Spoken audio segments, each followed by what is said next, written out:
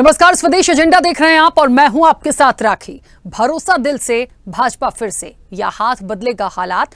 हरियाणा के रण में जनता किसके साथ? हरियाणा विधानसभा चुनाव को लेकर चुनावी शोर थम गया है। अब 5 अक्टूबर को जनता अपना फैसला सुनाएगी और प्रत्याशियों के साथ साथ राजनीतिक दलों की जीत हार की दिशा और दशा को तय करेगी। हरियाणा विधानसभा चुनाव की घोषणा 16 अगस्त को हुई थी और 17 अगस्त से चुनाव प्रचार शुरू कर दिया गया था। 3 अक्टूबर तक उम्मीदवारों को प्रचार के लिए पूरे 49 दिन मिले। चुनाव प्रचार के दौरान भाजपा, कांग्रेस के साथ ही अन्य राजनीतिक दलों के नेताओं ने राज्य की जनता से कई वादे किए। अपने घोषणा पत्र से जनता को आकर्षित करने की कोशिश की। अपने उम्मीदवारों के पक्ष में जनता से वोट की अपील की। राहुल गांधी ने चुनाव प्रचार के आखिरी 3 दिन विजय संकल्प यात्रा निकाली और पार्टी के पक्ष में माहौल बनाने की कोशिश भी की। तो दावा राष्ट्रीय अध्यक्ष मल्लिकार्जुन खड़गे ने कांग्रेस की जीत का किया। कांग्रेस समझ रही है कि उसका मुकाबला भले ही बीजेपी से हो, लेकिन उसकी राह को मुश्किल बनाने के लिए आप से लेकर जेजेपी, चंद्रशेखर आजाद की आजाद समाज पार्टी और आईएनएलडी, बीएसपी जैसी पार्टियां जमीन पर हैं, जो कुछ सीटों को छोड़कर जीतने की स्थिति में भले ही ना हो, लेकिन सियासी समीकरणों के उलटफेर को हार जीत को पलट सकती हैं। राहुल ने इन गठबंधन और दलों को बीजेपी की बी, सी, डी तक करार दिया है और कहा कि हरियाणा में कांग्रेस की सुनामी आ रही है। तो वहीं प्रधानमंत्री ने सोशल मीडिया एक्स पर लिखा, हरियाणा के गली गली से एक ही आवाज आ रही है, भरोसा दिल से, भाजपा फिर से। उन्होंने लिखा कि हरियाणा की जनता जनार्दन जानती है कि कांग्रेस का मतलब भ्रष्टाचार, जातिवाद, सांप्रदायिकता और भाई भतीजावाद की गारंटी है। बापू बेटे की राजनीति का मूल उद्देश्य सिर्फ स्वार्थ है। कांग्रेस यानी दलाल और दामाद का सिंडिकेट। कहा कि कांग्रेस की नीतियां लोगों को तबाह करती हैं, इसलिए हरियाणा के लोग कांग्रेस को बिल्कुल नहीं चाहते। अब हरियाणा के रण में सियासी आरोप प्रत्यारोप हैं, तमाम दावे और वादे भी हैं और चुनावी शोर जो है वो थम चुका है। ऐसे में देखना होगा कि हरियाणा की जंग में मतदाता किसके संग होगा। इसी पर स्वदेश एजेंडा में चर्चा भी करेंगे, लेकिन उससे पहले देखिए ये रिपोर्ट।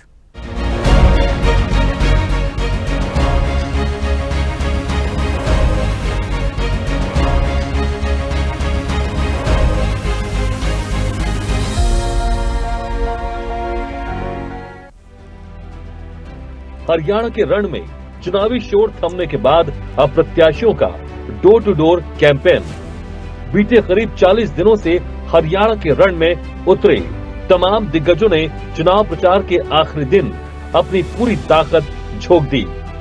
चुनाव प्रचार के आखिरी दिन आज बीजेपी, कांग्रेस के साथ ही अन्य राजनीतिक दलों के दिग्गजों ने अपना दम दिखाया।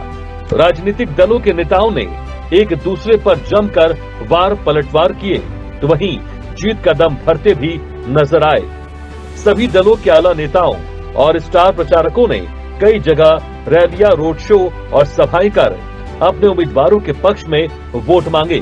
प्रधानमंत्री नरेंद्र मोदी ने हरियाणा विधानसभा चुनावों में बीजेपी की जीत का भरोसा व्यक्त किया। पीएम मोदी ने राज्य में चुनाव प्रचार थमने से कुछ मिनट पहले सोशल मीडिया पर लिखा कि उन्हें भरोसा है कि राज्य में बीजेपी की ही सरकार बनेगी। प्रधानमंत्री नरेंद्र मोदी ने राज्य में बीजेपी की हैट्रिक का विश्वास व्यक्त किया। पीएम मोदी ने कहा कि दुनिया भारत की ओर बहुत आशा और उम्मीद से देख रही है। ऐसे में ये बहुत महत्वपूर्ण हो जाता है कि हरियाणा के लोग एक ऐसी सरकार चुने जो भारत को मजबूती देने की दिशा में प्रयास करे। उन्होंने कहा कि कांग्रेस कभी देश को मजबूत नहीं बना सकती। चारों तरफ भाजपा की लहर है। हर जगह एक ही आवाज गूंज रही है, भरोसा दिल से, भाजपा फिर से। हरियाणा के लोग कांग्रेस को यहां सरकार से सैकड़ों मील दूर रखने वाले हैं।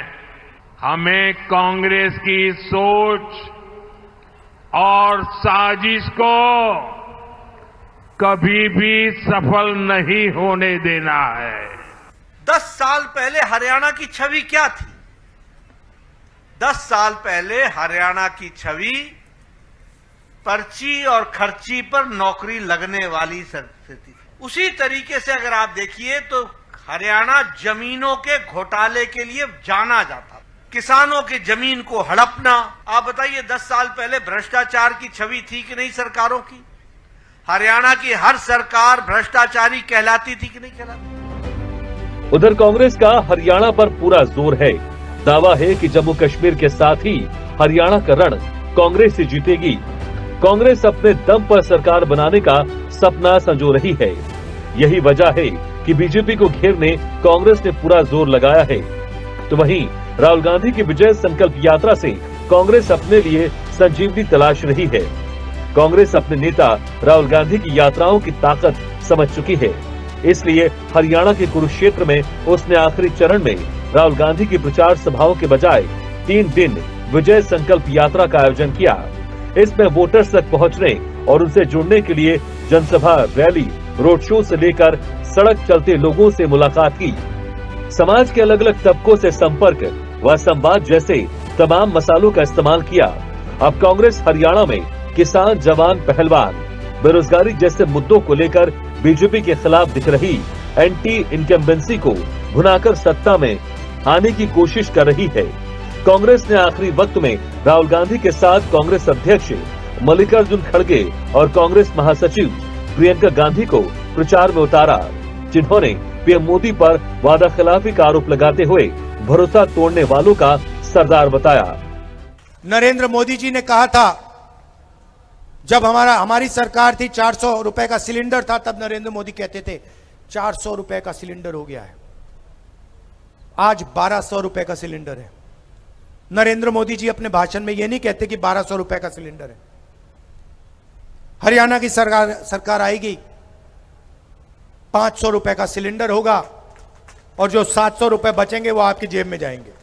और मैं आपको गारंटी करके कह रहा हूं, हरियाणा के किसानों को कह रहा हूं कि हमारा पहला काम होगा, ये जो आपका धान का पैसा है हम आपके जेब में डाल देंगे, आपके बैंक अकाउंट में डाल देंगे।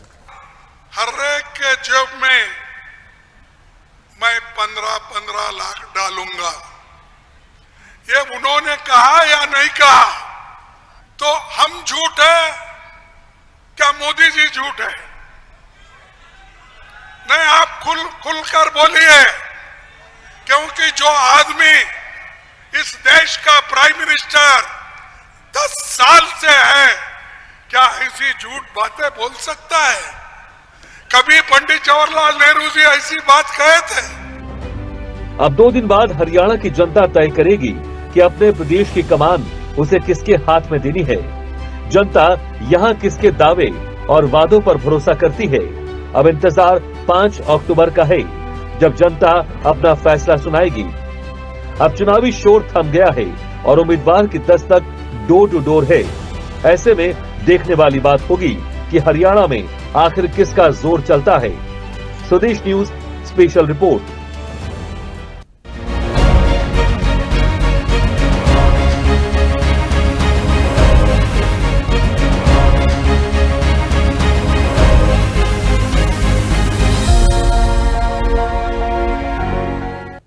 चलिए, तो हरियाणा की जंग है और मतदाता किसके संग है, ये अपने आप में बड़ा सवाल है। 5 अक्टूबर को वोटिंग के परसेंटेज वो आओ हवा बता देगी कि आखिरकार हरियाणा में इस बार जनता किसके साथ है और किसकी सरकार बनेगी। और सबसे बड़ी बात देखिए ये भी है कि क्या भारतीय जनता पार्टी हैट्रिक लगाएगी? चेहरा बदला गया कहीं ना कहीं मुख्यमंत्री का। कांग्रेस की यदि हम बात करें हरियाणा में, तो उनके भी जो नेतृत्व हैं, जो चेहरे हैं, उनको कम नहीं आंका जा सकता, क्योंकि मुख्य मुकाबला जो है वो बीजेपी और कांग्रेस के बीच ही माना जा रहा है। लेकिन यहां पर कांग्रेस को एक बात और लगती है कि हम जेजेपी की बात करें, हम आम आदमी पार्टी की बात करें, क्योंकि आम आदमी पार्टी भी यहां पूरी तरीके से इलेक्शन मोड में नजर आ रही है। तो ऐसे करके चाहे जेजेपी हो, आम आदमी पार्टी हो, बीएसपी को नहीं छोड़ सकते, वो भी हैं। कुल मिला के यदि ये कुछ सीटों पर तो जीतेंगे माना जाता है, भले ही बहुत ज्यादा नंबर ऑफ सीट्स ना भी आए इन दलों की, लेकिन ये कुछ ना कुछ किसी ना किसी का समीकरण जरूर ऊपर नीचे करेंगे, जाहिर तौर पर करेंगे, क्योंकि जब बहुत सारे लोग चुनावी मैदान में जब दल होते हैं तो फिर एक ऑप्शन मिलता है जनता को कि आखिर उन्हें किसका साथ देना है। तो ये इलेक्शन हरियाणा का बेहद महत्वपूर्ण होगा। अब जनता किसका साथ देगी, इसी पर चर्चा को आगे बढ़ाते हैं। हमारे साथ मेहमान जुड़े हैं, सबसे पहले आपका परिचय करा दें।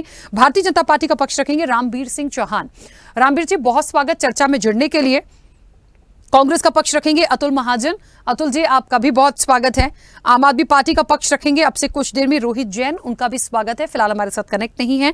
हरियाणा जेजेपी से पक्ष रखेंगे हरकेश सुल्लर। हरकेश जी, आपका भी बहुत स्वागत है। और राजनीतिक विश्लेषक हैं और पूर्व आईबी ऑफिसर भी हैं नवजोत सिंह। नवजोत जी, आपका भी बहुत स्वागत है। मैं चर्चा की शुरुआत सबसे पहले रामवीर जी आपसे करूंगी। मेरी आवाज पहुंच रही है? जी मैम। रामवीर जी, क्योंकि हरियाणा का जो इलेक्शन है बहुत महत्वपूर्ण है, भारतीय जनता पार्टी और कांग्रेस को ही मुख्य दल या मुख्य पार्टी के रूप में देखा जा रहा है। कहा जाता है कि दोनों के बीच ही मुकाबला होगा, लेकिन हम दूसरे जो दल हैं उनको हम नकार नहीं सकते, क्योंकि कब कौन कहां किसका गेम बनाएगा बिगाड़ेगा ये महत्वपूर्ण होंगे। अब बात आती है मुख्य रूप से घोषणा पत्र और मुद्दों की, क्योंकि सवाल हो रहा है कि हरियाणा की जनता किसके साथ होगी इस इलेक्शन में। चुनाव प्रचार थम चुका है, डोर टू डोर जा रहे हैं। 5 अक्टूबर का दिन बेहद महत्वपूर्ण सभी के लिए, जनता के लिए भी, आपके लिए भी, और जो कांग्रेस है और जो दूसरे दल हैं उनके लिए भी बड़ा महत्वपूर्ण है कि हरियाणा की जनता आप पर क्यों विश्वास जताए। जैसा कि एक नारा भी है आपका, इस बार एक नई बात भी कहने को आई है कि भरोसा भी होना चाहिए और हरियाणा में आपको आना भी है। तो इतना जो कॉन्फिडेंस है उसके पीछे की क्या वजह है और क्या लगता है कि क्यों जनता हरियाणा की आपको एक बार फिर मौका देगी? हरियाणा के अंदर बीजेपी की जो सरकार है, नायब जी की सरकार ने और मनोहर लाल जी की सरकार ने बिना पर्ची खर्ची के नौकरी दी है। सभी फसलों को एमएसपी मिलता है।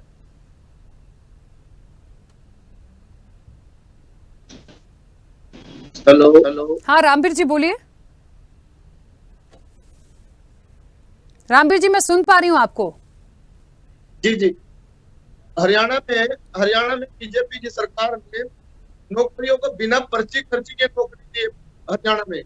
और जो हमारी फसलें हैं सभी फसलों को एमएसपी में खरीदा है। हरियाणा पहला राज्य है भारत में जिन्होंने अपने किसानों की सभी फसलों को एमएसपी के ऊपर खरीदा है। और जनता हमारे पर विश्वास करेगी। तीसरी बात, पूर्ण बहुमत के साथ भारतीय जनता पार्टी की सरकार बनेगी। जनता हमें अपना जनादेश देगी।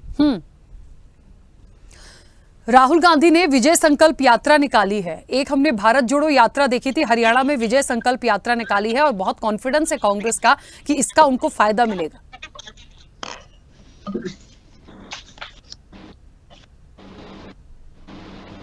रामवीर जी, कांग्रेस की विजय संकल्प यात्रा क्या भारी पड़ेगी भारतीय जनता पार्टी पर? बिल्कुल भी नहीं, कोई यात्रा का किसी भी प्रकार का कोई असर ही नहीं है। ऐसा आपको क्यों लगता है? मतलब मैं इसलिए ये सवाल कर रही हूं क्योंकि मैंने शुरुआत में ही कहा, ऐसा तो नहीं है कि हरियाणा में ठीक है भारतीय जनता पार्टी है, पूरी तैयारी है, हैट्रिक की तमाम चीजें हैं, लेकिन कांग्रेस को कम क्यों आ गई है? उनके पास भी तो चेहरे हैं, उनके पास भी नेतृत्व है। प्रियंका गांधी को ले लीजिए, राहुल गांधी को ले लीजिए, तमाम लोग उतर पड़े हैं। और फिर भारत जोड़ो का हमने एक रिजल्ट देखा है लोकसभा में। आपकी जो आवाज है मेरे पास बिल्कुल साफ नहीं आती। ठीक है, हम आपको एक बार फिर से कनेक्ट करने की कोशिश करते हैं, और क्योंकि मेरा प्रश्न यदि आप ठीक से नहीं सुन पाएंगे तो आंसर भी नहीं कर पाएंगे। एक बार फिर से आपको हम कनेक्ट करने की कोशिश करते हैं। अतुल जी, आप सुन पा रहे हैं मुझे? जी क्लियर।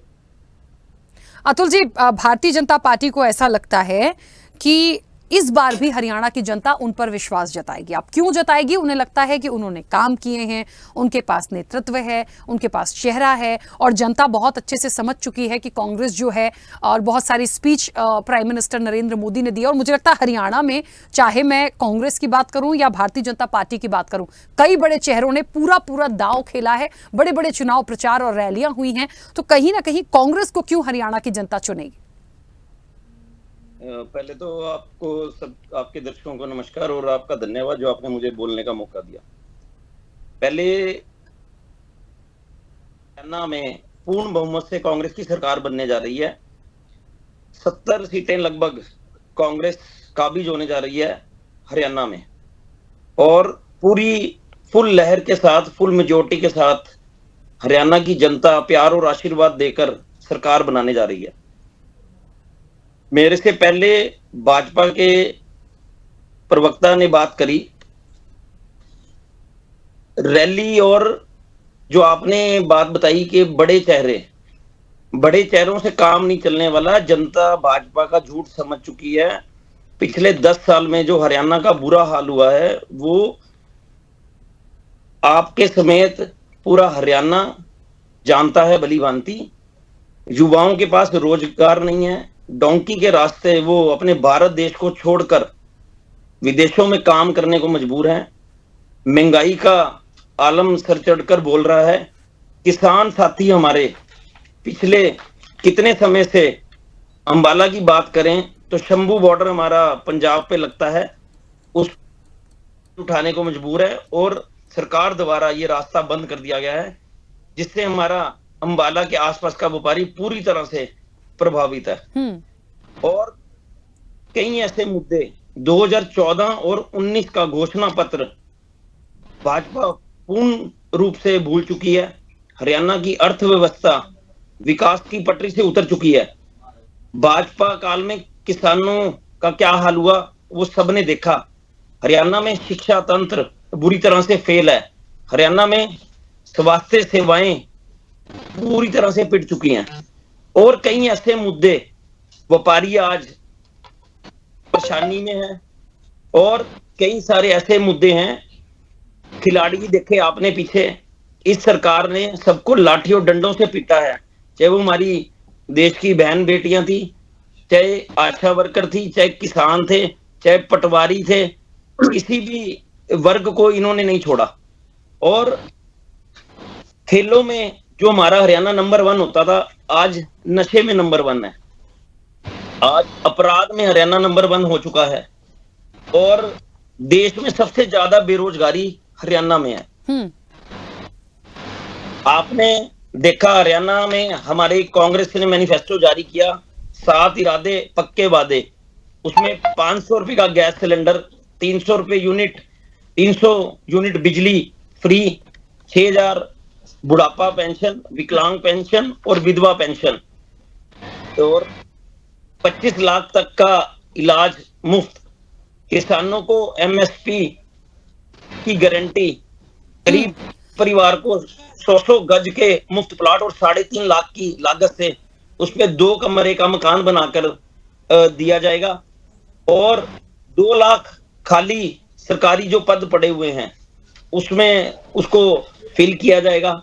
ठीक है अतुल जी, लेकिन भारतीय जनता पार्टी भी लगभग आप लोगों के जो घोषणा पत्र हैं या संकल्प पत्र हैं लगभग सिमिलर हैं। मैं एकदम सिमिलर नहीं कहूंगी, लेकिन देखिए जिस इलाज की बात आप कर रहे हैं वही बीजेपी ने भी अपने इलाज की बात करी, मकान वो भी देने की बात कर रहे हैं, किसानों की बात वो भी कर रहे हैं। भाजपा की किसी भी बात पे विश्वास नहीं किया जा सकता। अगर विश्वास किया होता तो 15 लाख रुपए आज मेरे अकाउंट में और आपके अकाउंट में और भारत की जनता के अकाउंट में आज पड़े होते। और अगर घर के 3-4 सदस्य होते तो 45 से 60 लाख रुपया आज हमारे अकाउंटों में पड़ा होता। आज अकाउंट में पैसा नहीं है, आज अकाउंट खाली पड़े हैं। हमारी थाली से रोटी गायब हो चुकी है, सब्जी गायब हो चुकी हुई है। आज अगर नौकरी होती देश में तो अपनी 2 नंबर के रास्ते, डोंकी के रास्ते युवा देश को छोड़ने के लिए मजबूर ना होता। ठीक है, ये सब जुमले हैं इनके, और इनके तो भाषण के बाद जब चुनाव सरकार बन जाती है तो इनके जो बड़े लीडर्स हैं दिल्ली में बैठे हुए वो तो बड़े प्यार से बोल देते हैं, ये तो चुनावी जुमला था। ये जनता समझ चुकी है। इनका हाल देखना आप हरियाणा में क्या होगा। इनको सोचना पड़ रहा है कि कौन से गांव पे जाना है, किससे वोट मांगनी है। लोग डंडे और लठ लेकर तैयार खड़े हैं इनके लिए, इनके स्वागत के लिए। ठीक है, चलिए खैर वो तो अब जनता का निर्णय है। 5 अक्टूबर को तस्वीरें साफ भी हो जाएंगी, देखेंगे क्या होता है। रोहित जी हमारे साथ जुड़े हैं। चलिए रोहित जी हमारे साथ अभी नहीं जुड़े हैं। हरकेश जी मुझे सुन पा रहे हैं? जी नमस्कार। हाँ हरकेश जी, हरियाणा में जेजेपी का अपना वर्चस्व रहा है और कहीं ना कहीं एक शुरू से अभी तक की चीजों को देखा जाए महत्वपूर्ण भूमिका निभाते आए हैं, चाहे गठबंधन के साथ हो या अकेले हो। इस बार कितनी महत्वपूर्ण भूमिका जेजेपी की होगी, क्योंकि भारतीय जनता पार्टी और कांग्रेस इनके अपने अपने दावे हैं और कहा यह जा रहा है कि मुख्य मुकाबला इनका है। तो ऐसे में जेजेपी को कहां आका जाए, क्यों जनता आप पर विश्वास करेगी? विश्वास करेगी। अभी साहब इन्होंने बदले हैं खट्टर साहब के पास सैनी साहब को बनाया, जाति विशेष को ध्यान में रखकर के धर्म की दो ही बातें ये बीजेपी वाले करते हैं, तो लोग इनको बिल्कुल नकार देंगे और चन्नी साबित होंगे कि हरियाणा के जो आज हमारे मुख्यमंत्री। रही बात हुड्डा साहब की, तो जिस प्रकार शैलजा जी का और हुड्डा जी का आपने प्रकरण देखा है और जो दलित विरोधी मानसिकता हुड्डा साहब उनके साथियों ने दिखाई है, तो आप देखना कि कांग्रेस का भी यहाँ पे बहुत बुरा हाल होगा और असेंबली बनेगी। उस असेंबली में जो हमारा गठबंधन है एएसपी और जेजेपी का, वो निश्चित तौर पर एक ऐसी स्थिति में होगा कि हम सरकार बनाएंगे। और रही बात आपने के साथ रहे, लेकिन उन्होंने फील्ड में रहकर काम किए, युवाओं के लिए, महिलाओं के लिए, और बुढ़ापा पेंशन भी 1000 अगर बढ़ाई है इस सरकार ने तो उन्हीं के दबाव में बढ़ाई है। और जहां तक रही किसानों की बात, किसानों पे उन्होंने गोली चलने दी, जो किसानों के खाते में 72 घंटे में हुसैन जी ने काम किया है। सर छोटू राम के बाद ये इतनी बड़ी क्रांति है, नहीं तो जो हमारे किसान भाई थे वो आड़तियों के चुंगल में रहते थे, आड़ती उनको पैसे भी टाइम पे नहीं देता था, आज वो उनके खाते में डायरेक्ट आ रहे हैं। तो इस प्रकार जो उनके विकास कार्य हैं, जो उनकी सोच है, और 30 साल के दोनों युवा हैं, चाहे शेखर जी को देख लीजिए, चाहे दुष्यंत जी को देख लीजिए, तो दोनों पे हरियाणा की जनता विश्वास करेगी और 5 तारीख को जो वोटिंग होगी वो हमारे। ठीक है, एक छोटा सा सवाल आप ही से है हरकेश जी, मुझे ये बताइए कि सब अपनी अपनी महत्वपूर्ण भूमिका में हैं। नंबर ऑफ सीट्स मान लीजिए ऐसी आती हैं कि किसी एक दल को जरूरत पड़ जाए सरकार बनाने की, और वहां पर भूमिका आपकी यदि इंपॉर्टेंट हो गई कि मान लीजिए जेजेपी के साथ से सरकार बन सकती है, बीजेपी या कांग्रेस या किसी की भी, तो किसको समर्थन करेंगे? हम किसी को समर्थन नहीं करेंगे।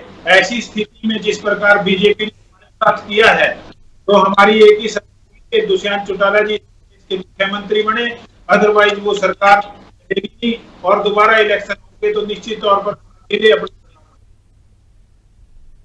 ठीक है, चलिए नवजोत जी मुझे सुन पा रहे हैं?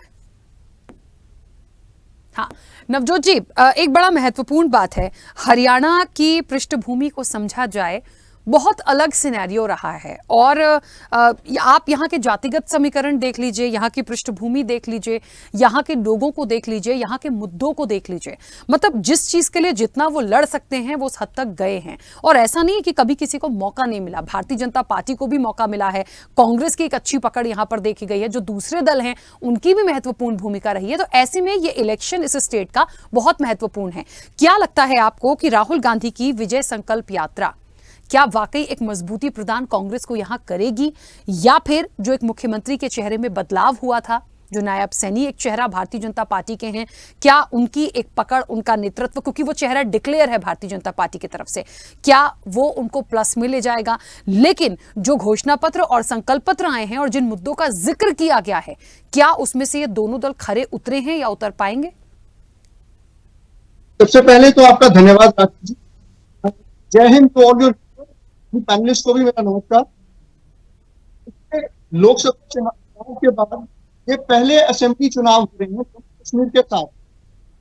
अगर तो बाकी स्टेट्स में भी चुनाव हो रहे होते, महाराष्ट्र बाकी स्टेट्स में, तो कांग्रेस और बीजेपी बड़े बड़े नेता हैं, तो अपना दमखम स्टेट्स में भी लगाना पड़ता। आपने जैसे राहुल गांधी की संकल्प यात्रा का ब्यौरा दिया, वो जलेबी खाते हुए पाए गए, मोदी जी भी जगह जगह जाकर अपनी रैलीज कर रहे हैं। तो ये जो हरियाणा जो दिल्ली का द्वार कहा जाता है, तो दोनों पार्टी जो बीजेपी और कांग्रेस अपना पूरा दम लगा रही है। लेकिन यहाँ ये समझना बहुत आवश्यक होगा कि हरियाणा की जो राजनीति है वो जवान और पहलवान, जवानों की जहां तक बात करें तो आपकी आवाज काफी मुझे लग रहा है कुछ नेटवर्क इशू है नवजोत जी, मैं प्रॉपर नहीं सुन पा रही हूँ। आवाज में कुछ प्रॉब्लम आ रही है? हाँ मुझे नेटवर्क इशू लग रहा है, काफी आवाज जो है वो कट कट के आ रही है। मैं तो आपको सुन पा रहा हूँ। ठीक है, बोलिए, आप बोलिए। तो मैं वही कह रहा था कि जो अगली स्कीम की हम बात कर रहे हैं, तो जहाँ 4500 से 5000 तक भर्तियां होती थी वो कम होकर 2015।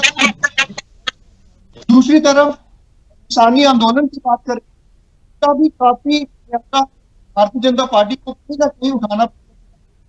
साथ ही जो मुद्दा हमने देखा उसमें भी कहीं ना कहीं जो बेटियों के सम्मान के साथ वहां पे भी उठाना पड़ सकता है।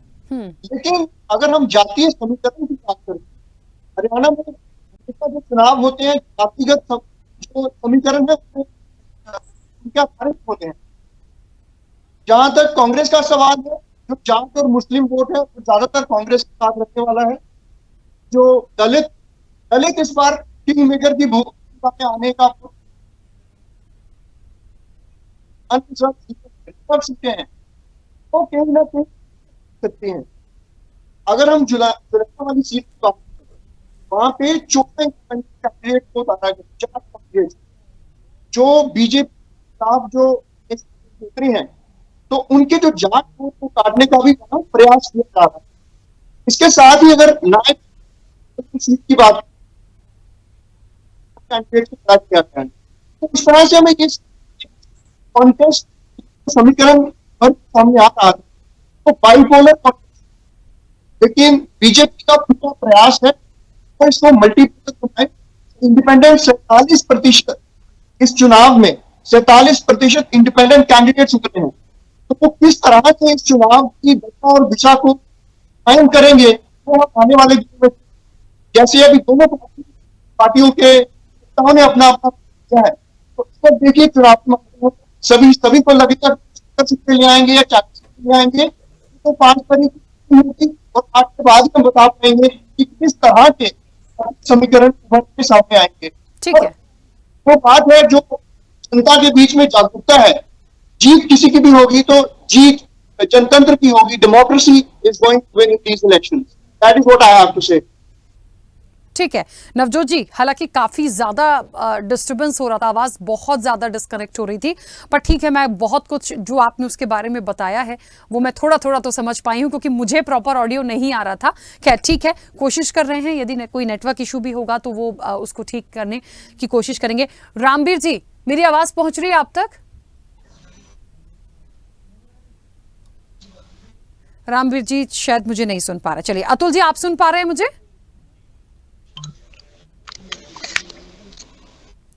अतुल जी आ रही है जी, आवाज आ रही है? हाँ ठीक है अतुल जी, क्योंकि यहाँ पे मुझे लग रहा है कुछ नेटवर्क इश्यूज बहुत हो रहे हैं, इसलिए मुझे ऐसे पूछना पड़ेगा अपने हर मेहमान से बार बार कि वो मुझे प्रॉपर सुन पा रहे हैं, क्योंकि यदि मेरे प्रश्न नहीं सुन पाएंगे और मैं आपको नहीं सुन पाऊंगी तो हम चर्चा को कैसे कंटिन्यू करेंगे। खैर अतुल जी, मुझे ये बताइए, क्योंकि अभी एक बात चली थी यहाँ पर घोषणा पत्र, संकल्प पत्र की, लगभग बिजली, शिक्षा, किसानों का मुद्दा, इलाज, ये तमाम चीजों के लेके बात जो है वो कांग्रेस और बीजेपी, मतलब आप भी कर रहे हैं, बीजेपी भी कर रही है। महत्वपूर्ण ये हो जाएगा कि पिछली बार जो कहा गया था उस पर कितना काम हुआ, या कांग्रेस जिन चीजों को लेकर आई है एक विपक्ष में होने के नाते महत्वपूर्ण भूमिका उसने कितनी निभाई है। फिलहाल जो लोकसभा के रिजल्ट आए हैं उसके बाद ये पहला जो स्टेट का इलेक्शन देखने को मिल रहा है, काफी तस्वीरें बदली। जब लोकसभा में बदली हैं तो जनता जो है वो बहुत ज्यादा अलग तरीके से चीजों को समझने लगी है। मतलब अब ये वो जनता नहीं है कि हम कुछ भी कह देंगे और वो मान लेगी, उन्हें समझ में आता है कि कितनी चीजें कही जा रही हैं, कितनी चीजें वाकई जुमलेबाजी है, कितने पे काम होगा। तो बड़ा महत्वपूर्ण होगा कि जनता यदि विश्वास जता रही है तो उन मुद्दों को आप कैसे पूरा करेंगे, इसकी क्लियरिटी जनता तक पहुंचाएं। जी देखिए, मैंने आपको पहले भी बात करी है, जो भाजपा है उनके ना तो नेताओं पे, ना उनके भाषण पे, ना उनके घोषणा पत्र पे हरियाणा की जनता इस बारी विश्वास नहीं करने जा रही। मैं अंबाला में रहता हूं और अंबाला में आपको पता है पीछे ये जो सरकार रही है ये पोर्टल की सरकार रही है, ये जन विरोधी इन्होंने पोर्टल पूरे हरियाणा में अप्लाई करे। आज जनता इनको, भाजपा के नेताओं को बोल रही है कि वोट भी पोर्टल के जरिए ही ले लीजिए आप। पिछले 2014 और 2019 के घोषणा पत्र को भाजपा पूरी तरह से भूल चुकी है। एमएसपी पर बोनस, 9,000 बेरोजगारी भत्ता, 5100 पेंशन, नौकरियों में 75% आरक्षण कहां गया? सरकारी कर्मचारियों को पंजाब के समान वेतन नहीं दिया गया और कई सारी ऐसी बातें जो झूठ बोलकर ये सरकार बनाई गई। अब हर चीज का, हर जो इन्होंने शब्द बोले हैं उसको जनता जान चुकी है। और भाजपा हमेशा से झूठ बोलती आई है। जो कांग्रेस का घोषणा पत्र है वो जब जब भी लॉन्च हुआ है उसमें बिल्कुल असलियत सामने नजर आई है। 500 रुपए का गैस सिलेंडर होने जा रहा है। आप आज लिख लीजिए, 8 अक्टूबर के बाद, कांग्रेस की सरकार बनने के बाद किसानों को एमएसपी की गारंटी पूर्ण रूप से मिलने जा रही है। और सबसे बड़ी बात, 6,000 रुपया जो पेंशन मैं आपको बोल रहा हूं, वो विधवा पेंशन, बुढ़ापा पेंशन और विकलांग पेंशन, ये पूर्ण रूप से ये भी मिलने जा रही है। और कांग्रेस ने कभी भी झूठ बोलकर राजनीति नहीं करी है। आपने देखा 2014 से पहले का समय हरियाणा हमारा कितना खुशहाल हुआ करता था। आज हरियाणा बहुत पीछे जा चुका है पिछले 10 सालों में, क्योंकि भाजपा ने यहां पर राज किया है, झूठ बोला है। मैंने स्टार्टिंग में भी बोला, पूर्ण बहुमत से 70 सीटों पे कांग्रेस की सरकार बनने जा रही है। पूरा हरियाणा आज कांग्रेस की तरफ देख रहा है और आप देखेंगे कि भाजपा अंडर 20 में सिमट के रह जाएगी। ठीक है, खैर ये मैंने कहा ना, ये आने वाले वक्त की बात होगी, लेकिन उनके मन में क्या है ये समझना, क्योंकि एक जो स्लोगन भारतीय जनता पार्टी लेकर आई है ना, भरोसा दिल से भाजपा फिर से, तो वो उनका भरोसा फिर से, ये कॉन्फिडेंस इसलिए है यहाँ पर क्योंकि उनको लग रहा है कि एक बार फिर मौका मिलेगा और भारतीय जनता पार्टी जो है वो हेडफ्रिक लगाएगी। लगाएगी कि नहीं, ये देखने वाली बात होगी। इनके पास सिर्फ स्लोगन के अलावा कोई काम नहीं है। इन्होंने तो बेटी बचाओ बेटी पढ़ाओ का भी स्लोगन दिया था। फिर आपने देखा कि क्या इन्होंने उनके साथ बर्ताव किया, बेटियों के साथ। और इनके कई मिनिस्टर्स, कई नेता, बोलना नहीं चाहिए वो किस किस मामलों में संलिप्त पाए गए। जो ये स्लोगन्स देते हैं, स्लोगन्स जनता जान चुकी है, स्लोगन इनके झूठ हैं। अब इसमें जनता नहीं फंसने वाली। ठीक है।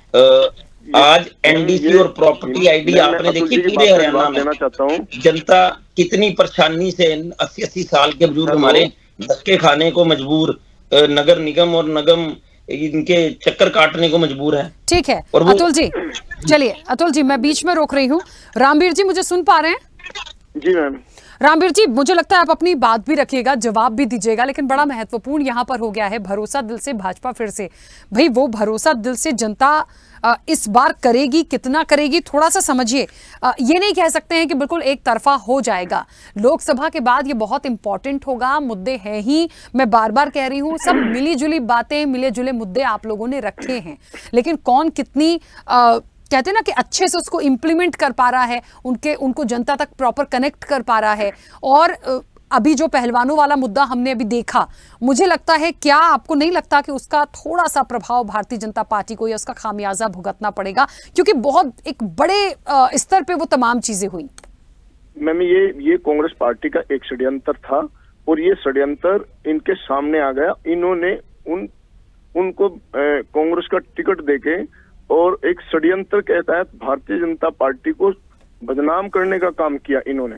और आज ये जो भाई साहब बोल रहे थे बैठे, आप इनकी सरकार है ना हिमाचल के अंदर, वहां इनको खजाना बिल्कुल खाली पड़ा है। जो इनकी कर्नाटक के अंदर सरकार है, वहां इन्होंने बहुत वायदे किए थे, आज तक एक भी पूरा नहीं कर सके। तेलंगाना के अंदर इन्होंने बहुत वायदे किए थे। उन्होंने कहा था हम किसानों के कर्जे माफ कर देंगे, कर दिए क्या? और ये बिल्कुल झूठ बोलते हैं और कहा कि खटाखट 85 रुपए मिलेंगे। मिले क्या किसी को? ये बिल्कुल झूठ है और झूठ की राजनीति करते हैं। भारतीय जनता पार्टी झूठ की राजनीति बिल्कुल नहीं करती, जो कहती है वो करती है। आज घर बैठे बुजुर्ग आदमियों को पेंशन घर बैठे मिली और 5 लाख रुपए का आयुष्मान कार्ड घर बैठे लोगों को मिला। ये केवल भारतीय जनता पार्टी की सरकार ही कर सकती है और कोई सरकार नहीं कर सकती। भारतीय जनता पार्टी की सरकार ने पूरे भारत के अंदर हरियाणा में ही एक ऐसा राज्य है जहां सभी फसलों को एमएसपी के ऊपर खरीदा। ये जितने भी हेलो हाँ बोलिए रामवीर जी।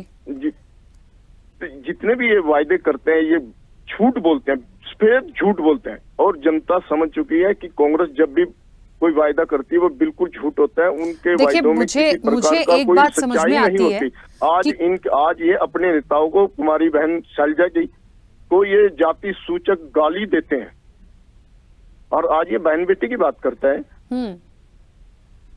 मुझे एक बात समझ में आती है, क्या नहीं बोला इन्होंने। हरियाणा में ठीक है, जातिगत समीकरण अपना काम करेंगे, सब लोग अपना काम करेंगे, लेकिन जो किसानों का मुद्दा है, सबसे बड़ा मुद्दा तो यही रहा है। तो किसानों का तो कोई सॉल्यूशन हो नहीं पा रहा, ना बीजेपी कर पा रही है, ना कोई और कर पा रहा है, तो क्यों जनता आप पर भरोसा करेगी? एक मुद्दे पे तो कहीं कम से कम कुछ मिल जाए उनको। आज की तारीख में ये पूछना चाहता हूँ, क्या मुद्दा है? जब हरियाणा के अंदर जितनी भी फसलें उगती हैं सब एमएसपी के ऊपर खरीदी जाती है, मैं आपसे ही पूछना चाहूँ मुद्दा क्या है? जब वो 3 ये कानून थे उनको वापस ले लिया, और बताएं ये केवल कांग्रेस का षड्यंत्र है। उस षड्यंत्र के तहत तो फिर सड़कों पर या बॉर्डर पर क्यों है किसान? हाँ जी, सड़कों पर या बॉर्डर पर किसान क्यों हैं? आंदोलन क्यों लगातार चलता रहता है? क्यों परेशान होते हैं? मैम उनसे पूछिए जाके कि क्यों बैठे हो आप यहाँ, बताएं तो वो क्यों बैठे हैं? जब हम उनकी सभी फसलें एमएसपी पे खरीद रहे हैं तो, और उनके दाम 72 घंटे के अंदर अंदर हम उनके खाते में पैसे डाल रहे हैं, तो क्यों बैठे हैं? बता तो दे वो क्यों बैठे हैं वहाँ, वो तो बताए ना क्यों बैठे हैं वहाँ। मतलब आपको लगता है कि वो किसान भी नहीं है, वो एक कांग्रेस का षड्यंत्र है और इसलिए उन लोगों ने बिठाया है। वो कांग्रेस का षड्यंत्र है। खिलाड़ियों के साथ भारतीय जनता पार्टी की सरकार को बदनाम करने के लिए कांग्रेस ने खिलाड़ियों को मुहर्रम ना के षड्यंत्र बनाया। उन खिलाड़ियों को, उन बहन बेटियों के साथ इन्होंने खिलवाड़ किया। चलिए, यहाँ से तो एक नई बहस मुझे लगता है शुरू हो जाएगी कि आखिरकार वो लोग जो बैठे हैं वहां पर वो सच में किसान भी है कि नहीं। पहले भी ये बात निकल कर आई थी। खैर, अतुल जी 1 मिनट रुकिए, आप कुछ कह तो रहे हैं लेकिन मैं अभी वापस आऊंगी आपके पास। हरकेश जी, आवाज पहुंच रही है मेरी? हरकेश जी,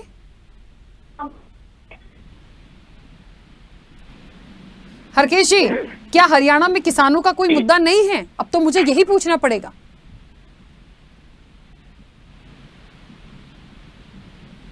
हरकेश जी,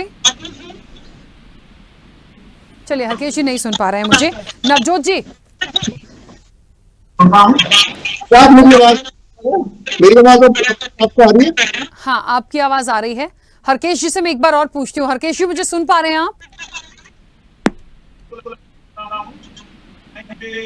बात कहना चाहता हूँ कि जो ये है और दोनों पार्टियां कर रही हैं, एक पार्टी कहती है कि हम सरकार। हरकेश जी, मैं नहीं सुन पा रही हूँ सर आपको, मैं आपकी आवाज बिल्कुल नहीं सुन पा रही हूँ।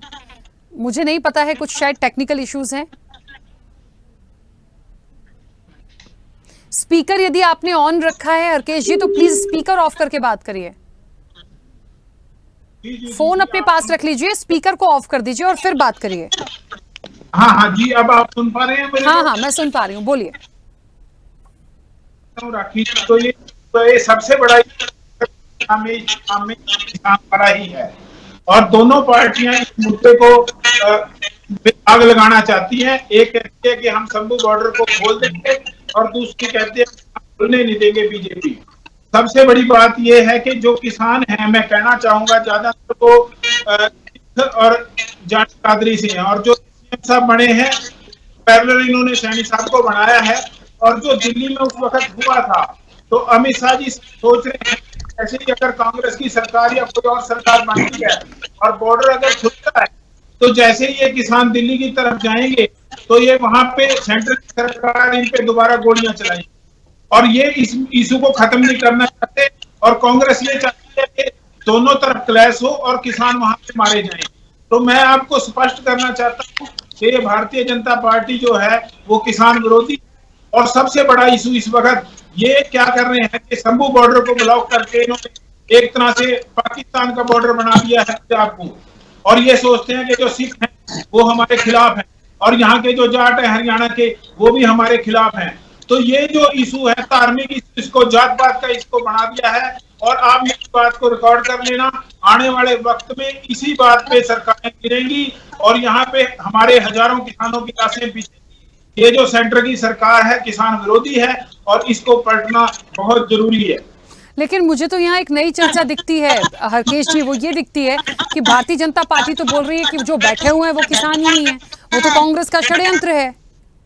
और मैं किसानों वही का कोई आपको मुद्दा कहता नहीं है, और वो ये भी कह रहे हैं कि मैं जो वही एमएसपी है उस पर हम सारी फसलों को खरीद भी रहे हैं, फिर परेशानी कहाँ? ये तो एक नई बहस शुरू हो गई। एमएसपी वाली तो बात ही नहीं आई। सबसे बड़ी बात, सोडा में जब जाट आंदोलन शुरू हुआ था तो ये जाटों को हिंदू मानते हैं और दूसरी तरफ सिखों को भी ये हिंदू मानते हैं। तो इनकी जो सोच होगी है कि एक का नारा देकर तरफ पंजाब हरियाणा को और सेंटर की सरकार नहीं चाहती कि और वो दूसरी जातियों को भड़का रहे किसानों के खिलाफ, और जबकि किसान चाहते का कोई सोल्यूशन हो जाए। जब 3 कानून आए थे मैं, तब भी सरकार को ये चाहिए था कि हमारा हरियाणा है 4 जोन में बांटना चाहिए था। जैसे मेरे अम्बाड़ा में बासमती बहुत अच्छी होती है, तो बासमती का एरिया को बांटने के लिए रखना चाहिए। वहाँ पे सरसों, सूरजमुखी, ज्वार, बाजरा, कपास होता है, तो वहाँ पर उसको एरिया को बांटना चाहिए। ठीक है, करनाल का एरिया है उसको अलग से बांटना चाहिए। लेकिन लोगों ने जानबूझ करके ऐसे कानून लाए ताकि किसानों को विलेन दिखाया जाए, हमें सेपरेट दिखा रहे हैं, जाटों को भी सिखों को भी। और यही बड़ी बात है कि जात पात राजनीति ने खोखला कर दिया है हमारे पंजाब हरियाणा को, और आने वाले वक्त में बहुत बुरा यहाँ पे होने वाला है। चलिए खैर, जनता जनार्दन इसका निर्णय लेगी। नवजोत जी, मुझे ऐसा लगता है आने वाला जो सिनेरियो है, और क्योंकि देखिए प्रचार थम चुका है, डोर टू डोर दिग्गज जा रहे हैं, सबकी रैलियां हो चुकी हैं, सब अपने अपने स्तर पर अपनी बातों को रख चुके हैं, संकल्प पत्र और घोषणा पत्र भी हम देख चुके हैं। अब जो एक आओ हवा कहती है ना, एक जो माहौल, जो सिनेरियो हरियाणा की पृष्ठभूमि का दिखता है, उससे क्या एक आकलन लगाया जाए? स्पष्ट बहुमत के साथ कोई आएगा या फिर यहाँ पे पेंच फंसेगा? डिस्टर्बेंस आ रहा है बैकग्राउंड में, किसी का स्पीकर होगा शायद, डिस्टर्बेंस आ रहा है काफी। करेक्ट कर सकते हैं? Can we do that? Now it's fine. Background में डिस्टर्बेंस। तो जहां तक आपके सवाल की बात है, किसानी मुद्दे से आगे बढ़ूंगा कि जैसे आपने बताया कि किसानों का मुद्दा है, इस तरह से इस चुनाव की दिशा को बदल सकता है। जहां तक जो धान है जिसको हम कहते हैं, वो 18-19 रुपए में बिक रहा है। जो सरकार ने वायदा किया था वो 23 रुपए वायदा किया था। तो इस तरह ऐसे छोटे छोटे जिन पे जनता के कहीं ना कहीं थोड़ा रोष है। अगर हम जो चुनावी समीकरण जो 19 के चुनावों से लेकर अब तक का आंकलन है, तो 2019 के लोकसभा के चुनाव हुए थे, इसमें बीजेपी को 89-80 सीटों पर बढ़त हासिल हुई थी। पर जब विधानसभा के चुनाव हुए थे वो केवल 40 सीटें ही ले पाई। और इस बार के जो लोकसभा चुनाव हुए हैं, बीजेपी को 42 सीटों और सीटें भी आधी आधी हो गई हैं। और इस तरह की ये आंकलन तो चुनावी जो ये इसको कहीं ना कहीं दिख रही है, तो हम आंकलन होगा। तो ये जो चुनावी रुझान रातों रात तो मुद्दे हैं, जैसे दलित पर काफी एक क्रूशियल उभरेगा। जो 17 सीटें हैं जो रिजर्व सीटें हैं, इस चुनाव की दशा और दिशा को निभाने का एक योगदान रहेगा। इसके साथ ही 40% वो भी कहीं ना कहीं कि वो बाइपोलर ताकि 10 साल की देखिए चुनाव होते हैं 2 महीने पहले, 2 दिन पहले ही साइड होते हैं। 5 वर्ष से कुछ और में काम उसके ऊपर ये ऊपर करता है। अगर हम बात करें 2014 से लेकर 19 तक सरकार, वो फर्स्ट इंच से लोगों का काफी रुझान था। 19 से 24 आते हैं, इनकम्बेंसी कहीं बड़ी है और अपोजिशन किस हद तक फायदा उठा ले जाती है वो देखना होगा। साथ ही बीच में भी जो अपना बाजी थी, शैलजा ग्रुप बन गया, हुडा ग्रुप बन गया, उसका किस हद तक किसान में फायदा बीजेपी को होगा या नहीं होगा। जाट वोट किस तरफ कंसोलिडेट होगा, बीजेपी जाट वोट काटने में कामयाब हो पाती है। सैनी की कॉन्स्टिट्यूशन यहाँ पे 8 जाट कैंडिडेट खड़े किए हैं ताकि वो सैनी और जाट पर उसमें वो कांग्रेस का की सीट पर इस तरह की समीकरण तो ठीक है इसी बात नवजोत जी, जी जी ठीक है नवजोत जी, देखिए मुझे लग रहा है कुछ ऐसा नेटवर्क इशू है जिसकी वजह से मैं प्रॉपर नहीं सुन पा रही हूँ आप लोगों को, मुझे क्लियरिटी नहीं मिल रही है। ठीक है, तो क्योंकि समय की भी सीमा है, बहुत जल्दी जल्दी से आप लोगों में से जो अपनी महत्वपूर्ण बात रखना चाहता है वो अपने पॉइंट्स रखिए। मैं वापस से शुरू करूंगी। रामवीर जी अपनी बात रखिएगा। जी मैम, अभी बोल रहे हैं मैम, ये अभी बोल रहे हैं कि हरियाणा के अंदर कांग्रेस की सरकार आएगी। मैं इस भाई साहब से पूछना चाहता हूँ, ये तो बता दे, हुड्डा की सरकार आएगी, शैलजा की सरकार आएगी, सुरजेवाला की सरकार आएगी, किसकी सरकार आएगी? आप शैलजा को, जो हमारी बहन है, हमारी बेटी है, हमारे हरियाणा का गौरव है, आप उनको तो जाति सूचक गाली देते हो और हमारे ऊपर इल्जाम लगाते हो कि आप बहन बेटी की इज्जत नहीं करते। आप तो उनको जाति सूचक गाली देते हो, इसलिए देते हो कि वो सरकार बनने जा रही है दावेदार है हरियाणा में, और वो कांग्रेस टेंशन नहीं लेनी जो लोग हैं, कौन सीएम बनेगा, कौन से गुट का सीएम बनेगा, ये इस प्रकार की बात करते हैं यहाँ मसला ठीक नहीं है। और अपने साहब को आपने 6 महीने पहले हटा के नैपकिन सैनी जी को वहां बिठा दिया। आप कौन से गुट से हैं? नैब सैनी के गुट से या खट्टर के गुट से? रामवीर जी, कांग्रेस अतुल जी पूछ रहे हैं आप कौन से गुट से हैं? आप कौन से गुट से हैं? आप क्लियर कर दीजिए एक बार। हाँ, ये बता तो दे कौन से गुट से हैं मैम, ये बता दे भाई कौन से गुट से है। ये हुड्डा गुट से है, शैलजा गुट से है, ये सुरजेवाला गुट से है, कैप्टन गुट से है, किससे गुट से है? नहीं, मैं आपसे पूछना चाह रहा हूँ, मैं तो कांग्रेस से हूँ। कांग्रेस की सरकार तो नहीं आ रही, बिल्कुल नहीं आ रही। हरियाणा के अंदर बीजेपी की पूर्ण बहुमत के साथ सरकार आ रही है, ये तो बता दे भाई कौन से गुट से बैठा है। 15 अंडर 15 या अंडर 10 रह जाएंगे आप। इतने अच्छे काम किए होते ना आपने, तो आपने देखा ना शाहपुर में क्या हाल हुआ, अभी वीडियो आई थी 5-6 दिन पहले। और सोचना पड़ रहा है कि कहां से वोट मांगनी है और कौन से गांव में से, कौन से रास्ते से निकलना है, फिरनी से निकलना है या गांव के अंदर से निकलना है। और व्यापारी का पता है ना आपको कितना आग बबूला होकर बैठा हुआ है 8 महीने से। जब बोनी नहीं ना होती दुकानों पे जाकर, कपड़ा मार्केट में देखिए आप, जीएसटी का बोझ ऊपर से और किराए के जो बोझ पड़ रहे हैं और इलेक्ट्रिसिटी बिल और लड़कों के जो सैलरीज हैं वो नहीं निकल पा रही है आजकल। आपको पता होना चाहिए, ये सरकार ने रास्ता बंद किया हुआ है शंभू बॉर्डर। ये सारे बच्चे जानते हैं। जब हाई कोर्ट ने आपको ऑर्डर दे दिए खोलने के लिए, तो आप लोग सुप्रीम कोर्ट चले गए। वाह जी वाह, इसका मतलब आप व्यापारी विरोधी भी हैं, आप किसान विरोधी भी हैं, आप युवाओं के साथ धोखाधड़ी कर रहे हैं। महंगाई में आप नंबर 1 है, आपके पास बोलने के लिए तो कुछ भी नहीं है। अंबाला सिटी और कैंट का आपको पता है भ्रष्टाचार का बोलबाला है। निगम में पैसे लगते हैं तो काम होता है, टाइलों में वो कमीशन खाई जा रही है, चौकों पे वो कमीशनें खाई जा रही हैं। मुझे लगता है पक्ष और विपक्ष की यदि मैं बात करूं तो एक आरोप और प्रत्यारोप है, ये हमेशा होता है। यहां तो कुछ ज्यादा ही मैं देख रही हूं। तो दावे तो दमदार आप दोनों के हैं, लेकिन सरकार किसकी बनेगी ये मुझे लगता है यहां पे सबसे ज्यादा असरदार कोई होगा तो वो जनता होगी। तो हमें उसके लिए इंतजार कर लेना चाहिए। फिलहाल तो जो डोर से डोर बचा हुआ समय है उसमें भी अपनी किन चीजों को रख पा रहे हैं, पहुंचा पा रहे हैं, ये एक महत्वपूर्ण पहलू आने वाले समय में देखने वाली बात होगी। अर्केश जी अपनी बात रखिएगा जल्दी से। राखी जी, मैं आखिर में कहूंगा कि जिस प्रकार पार्टियों को देख के आपस में गुटबाजी है, और दुष्यंत चौटाला जी हरियाणा प्रदेश में एक बहुत ही अच्छा विकल्प, बहुत ही पढ़े लिखे है। ठीक है, हमसे गलती हुई है, उनसे किसान आंदोलन में भी कहते थे कि देना चाहिए, लेकिन आपने देखा कि 7 MLA यहाँ से भाग गए, यहाँ तक कि धानक जी तो बहुत विश्वास था, वो भी नहीं रहे। तो ऐसा हो सकता था कि बीजेपी टूट जाती, आज हमारे पास तेल में आ रहता।